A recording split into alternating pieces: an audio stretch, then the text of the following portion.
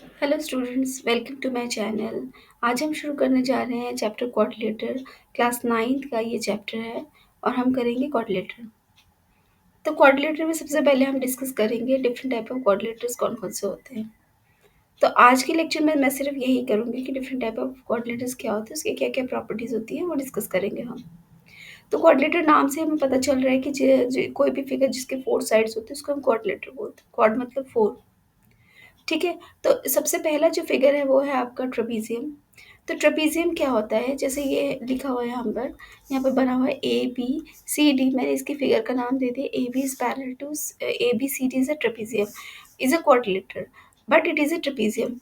तो ट्रेपीजियम अगर है, इसका मतलब है इसके एक पेयर ऑफ ऑपोजिट साइड्स जो है वो पैरेलल होंगे, यानी A B is parallel to D C, but A B और डी सी इक्वल नहीं होंगे। ठीक है, और दो होंगे नॉन पैरेलल साइड्स, जो A D and B C है ये दोनों नॉन पैरेलल साइड्स है। तो ये होता है आपका ट्रेपीजियम। लेकिन अगर यही ट्रेपीजियम में अगर जो नॉन पैरेलल साइड्स है उनकी उनकी लेंथ सेम हो जाए तो उसको हम बोलते हैं आइसोसेलेस ट्रेपीजियम। तो ये है आइसोसेलेस ट्रेपीजियम। यहाँ पर आपकी बाकी सारी प्रॉपर्टीज सेम रहेगी, A D is equal to B C. यहाँ पर बस ये हो जाएगा, ये दोनों इक्वल हो जाएंगे, तो इसको बोलेंगे हम isosceles trapezium. Rest will be same as that of normal trapezium.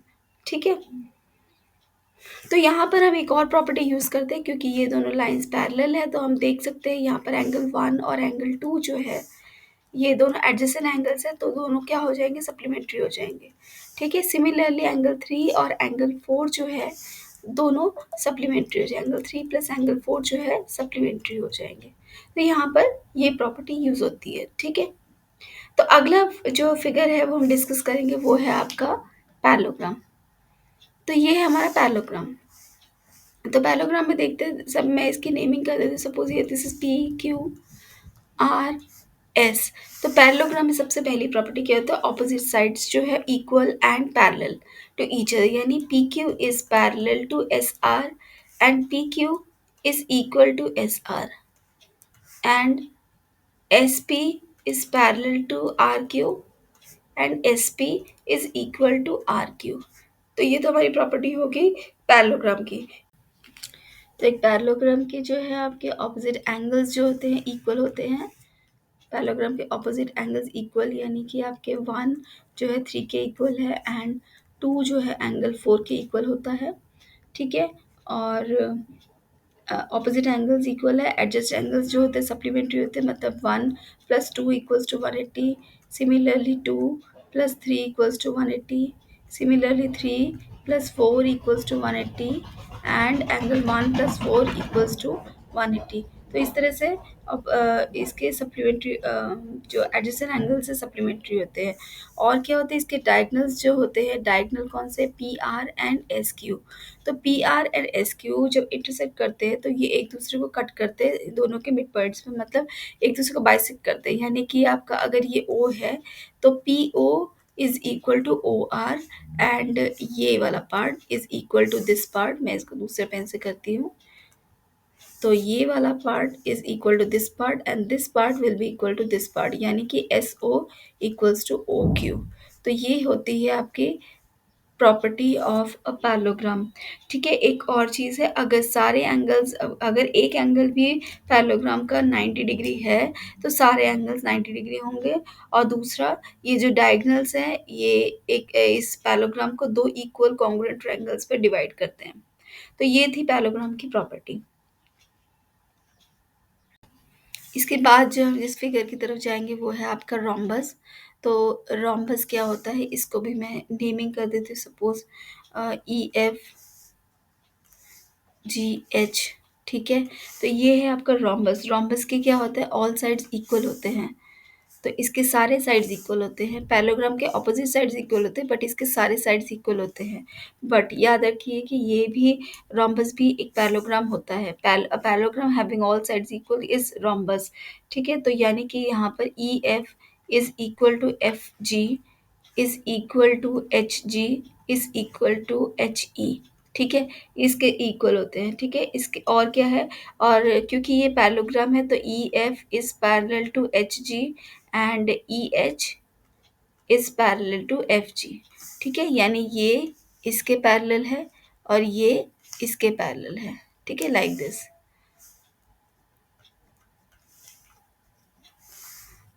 ठीक है, और क्या होता है, डायगनल्स के जो डायगनल जो होते हैं रोम्बस के, वो बाइसेक्ट करेंगे लेकिन 90 डिग्री पर बाइसेक्ट करते हैं। यानी ये जो है डायगनल, मैं थोड़ा सा अच्छे से बना लूँ।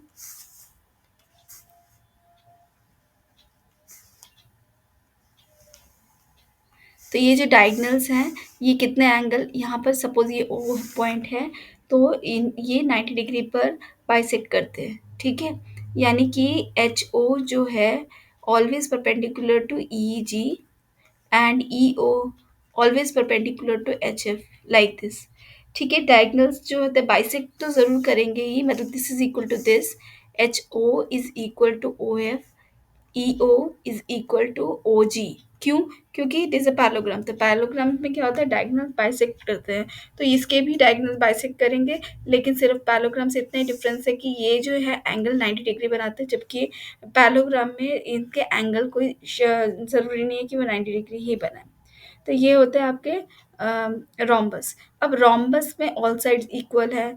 ठीक है, तो ये एक पैरेललोग्राम है। तो इसमें और स्क्वायर में डिफरेंस क्या है वो देखते हैं। तो हमारा नेक्स्ट फिगर है रेक्टेंगल। रेक्टेंगल के लिए नेमिंग कर देती हूँ, जैसे ये है आपका PQRS। तो एक रेक्टेंगल एक पैरेललोग्राम ही होता है, एक parallelogram whose each angle is right angle is a rectangle. ठीक है, इसके सारे एंगल्स 90 डिग्री होते हैं। अगर ये बोल रहे हैं कि ये एक पैरेललोग्राम है, तो क्या प्रॉपर्टीज हुई, यानी PQ जो है is parallel to RS and SP is parallel to RQ। Also, PQ is equal to RS and SP is equal to RQ। ठीक है, ये तो चार प्रॉपर्टीज जो बिल्कुल सिमिलर है पैरेललोग्राम के, ये इसमें भी रेक्टेंगल में भी इक्वल हो जाती है। तो ये और पैरेललोग्राम में डिफरेंस कहाँ से आता है, तो यहाँ पर जो आता है डिफरेंस वो है आपका डायगनल्स का। तो डायगनल्स क्या करते हैं, इसमें बाइसेक्ट करते हैं, इसके भी डायगनल्स बाइसेक्ट करते हैं, क्योंकि ये पैरेललोग्राम है, इसके भी डायगनल्स बाइसेक्ट करते हैं।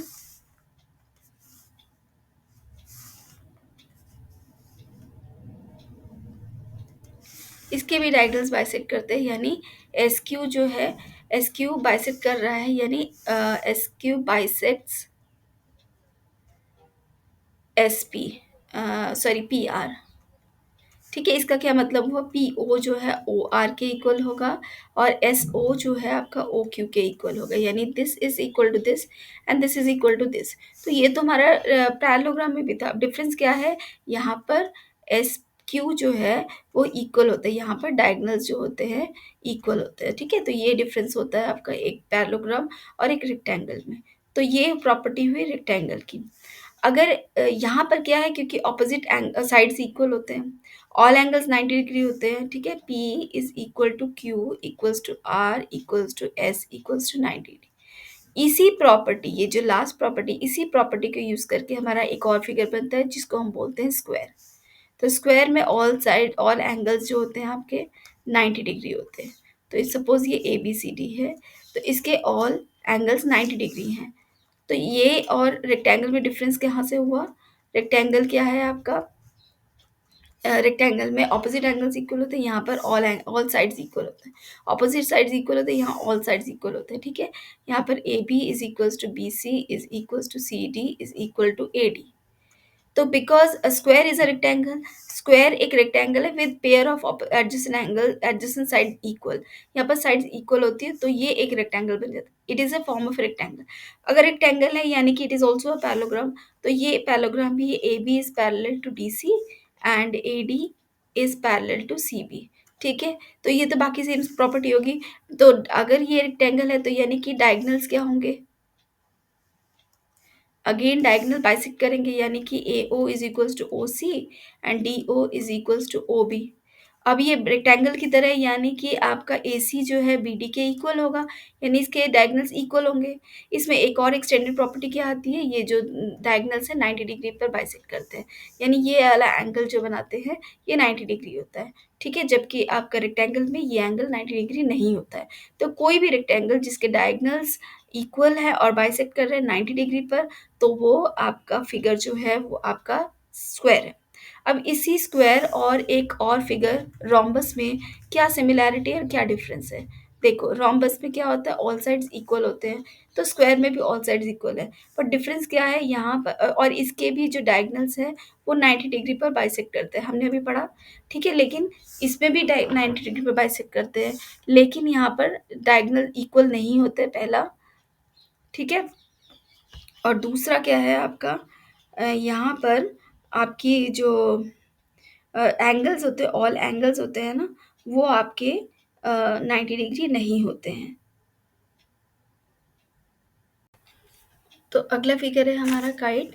काइट क्या होता है, it is a quadrilateral, it has two pair of equal adjacent sides and unequal opposite side. ये दो इक्वल साइड्स होते हैं, ये इस तरह से, ठीक है। तो ये आपका काइट हो गया। काइट में दो डायगोनल्स होते हैं, जैसे कि आपके सभी क्वाड्रिलेटर में हैं, लेकिन इसके डायगोनल्स जो होते हैं अनइक्वल होते हैं, लाइक रोम्बस, रोम्बस की तरह इसके भी डायगोनल्स अनइक्वल होते हैं, ठीक है। तो ये रोम्बस की तरह ही दिखता है, लेकिन रोम्बस में ऑल साइड्स इक्वल होते हैं, यहाँ पर ऑल साइड्स इक्वल नहीं होते, दो एडजेसेंट इक्वल होते हैं, दो एडजेसेंट अनइक्वल होते हैं, ये दोनों अनइक्वल है, ठीक है। तो ये हो गया आपका, तो ये काइट हो गया आपका। तो काइट का फिगर ज़्यादा आता नहीं है आपके सिलेबस में, लेकिन फिर भी मैं बता रही हूँ। तो जो डायगोनल्स होते हैं वो काइट एक दूसरे को राइट एंगल पे इंटरसेक्ट, ये 90 डिग्री बनाते हैं, यहाँ पर 90 डिग्री होता है।